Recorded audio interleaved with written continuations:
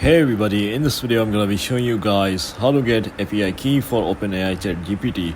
So it's actually pretty simple. So here are the steps for getting an API key for OpenAI's ChatGPT. So the first step is to go to the OpenAI website. It's openai.com. Click on the API link in the top menu. The following step is to click on the Get API Key button on the API page. The third step is to sign in into your OpenAI account or create a new account if you don't have one. The fourth step is to review and agree to the OpenAI API terms of service.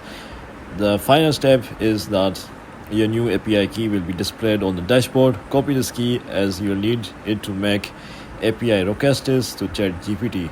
So this is how you get API key for OpenAI ChatGPT. If you found this video to be helpful, guys, then thanks for watching, and I'll see you in the next video very soon. Peace.